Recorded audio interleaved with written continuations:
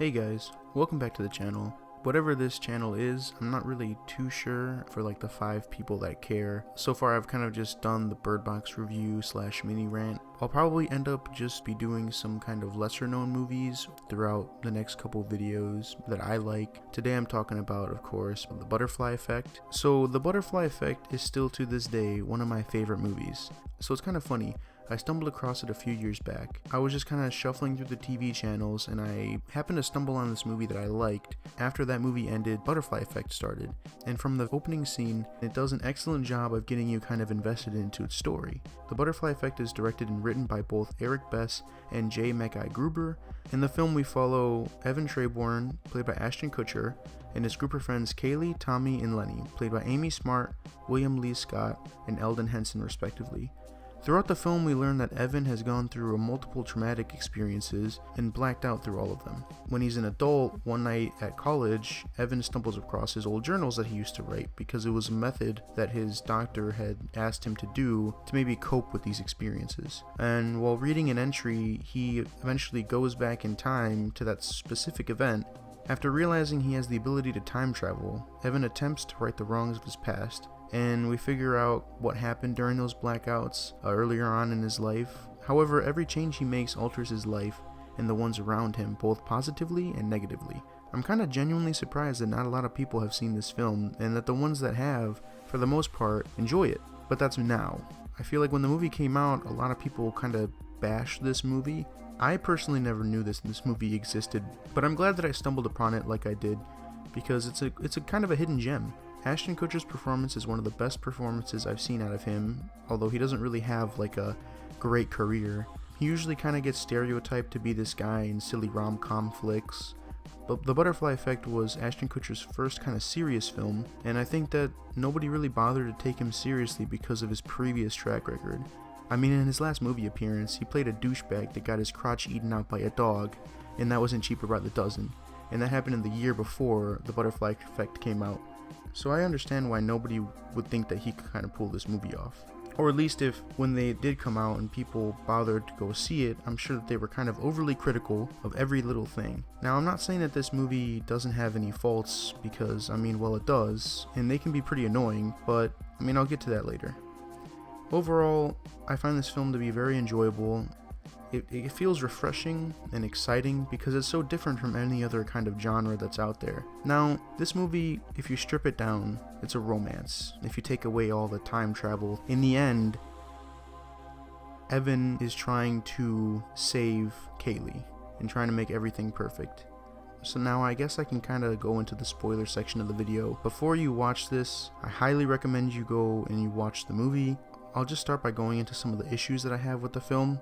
For starters, some of the results that Evan gets from time traveling doesn't really make any sense.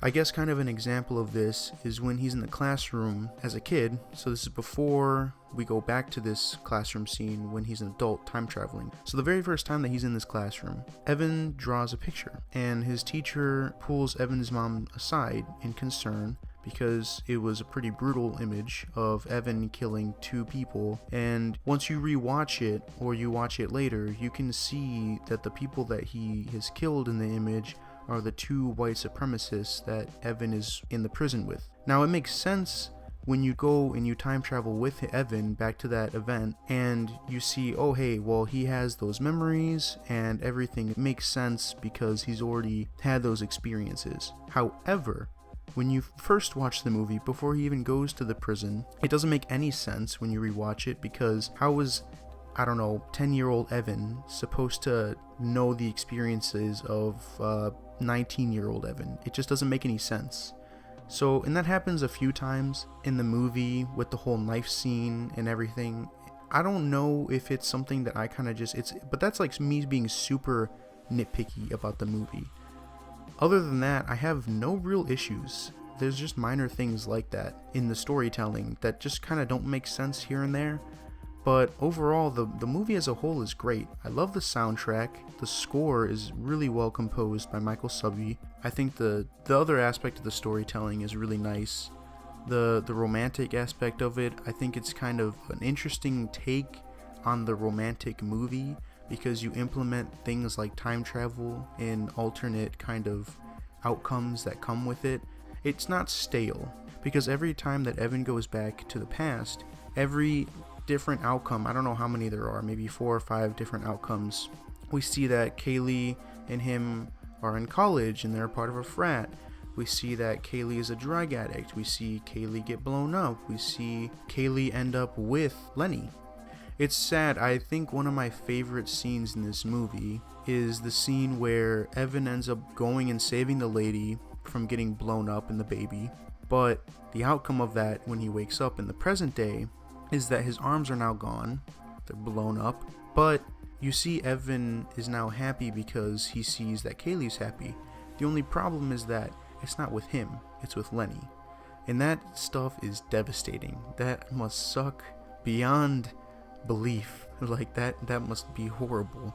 But eventually we see that he has a reason to go back in time because his mother, because he got his arms blown up, became a chain smoker, so now she's on her deathbed.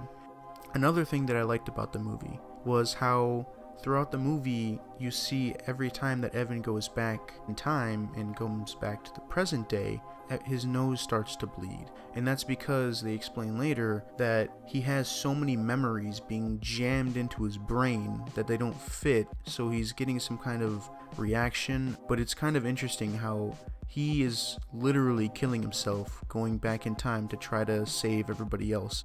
One of the other things that I wanted to point out before I wrapped this up was the director's cut. This is kind of a controversial thing for the people that have actually seen the theatrical cut and the director's cut. The theatrical cut of that butterfly effect, the ending is kind of more tame. It ends when Evan goes back into the basement scene and he gives Kaylee the dynamite and she ends up blowing herself up and she dies. Now this leads Evan to going completely insane, and they take away his journals because they didn't even take away his journals. He never wrote the journals because everything that he knew in his life had been altered, and it's an extreme result of everything that's happened. And it kind of makes sense because every time it's like, oh, how did Evan still have those journals even though he would go back in time before other parts of his life would happen and it was a different result. So that makes sense. That kind of makes the movie not have a bunch of plot holes. Now, since Evan is a psych ward, kind of like his father was, he has no way, since he never wrote the journals, of going back and fixing anything, so he's stuck. However, he finds out that his father did the same kind of time travel, only he looked through pictures, and Evan used journals. So he puts 2 and 2 together, and he's like, hey mom, give me a home video, and the home video that he gets is when he meets Kaylee for the first time. So he goes back in time to when he's with Kaylee, and he basically tells her to fuck off. And so she cries, she leaves him alone, they're never friends, they never really met except for that one exchange, and that's it. So he came to the conclusion that no matter whatever he did, Kaylee was never truly happy. In the director's cut, Evan flashes back to the moment in life when he's in the basement with Kaylee, Tommy, and Kaylee's father. And this eventually leads to Kaylee's death because she grabs the dynamite, just like the theatrical cut, and she ends up dying. So everything leads up to the same except for one specific moment in the director's cut and the theatrical cut, and that is the ending sequence. So instead of the theatrical cut where Evan goes back to a party and then just never becomes friends with Kaylee, in the director's cut, it's another piece of footage, but this is where it starts to get a little controversial. He uses footage that they recorded during his birth. So the footage starts off, and basically he jumps into his mom's uterus as a baby, and he makes the decision, and this is where it gets a little iffy, but for the sake of it being a movie, I let it fly.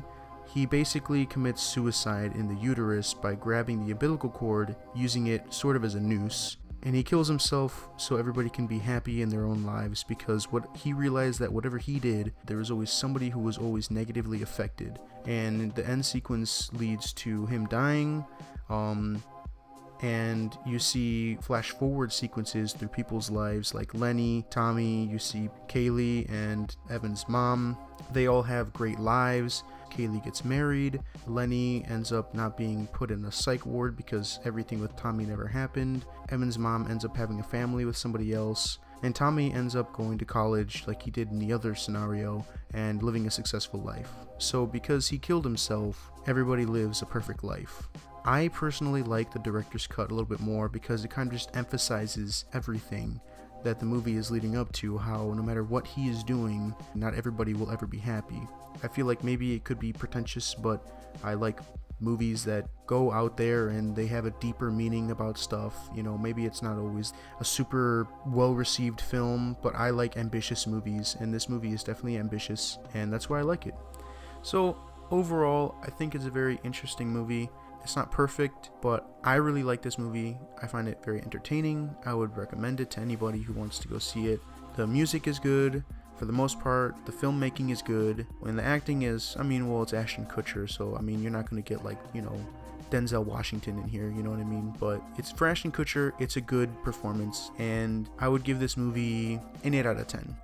So that's it for me, guys. That was kind of my Butterfly Effect movie review discussion. I just want to talk about it because I have a movie poster of it, just like I have Signs, so it is definitely one of my favorite movies. So I haven't figured out what I'm going to do next for my next video, but it'll probably, you know, end up being another movie. It might be Road to Perdition, because that's one of my favorite Tom Hanks movies, who is one of my favorite actors, and I feel like not a lot of people have seen that, but it's one of my favorite gangster movies. So yeah, I might end up doing that movie. I'll see you guys next time, guys. Bye.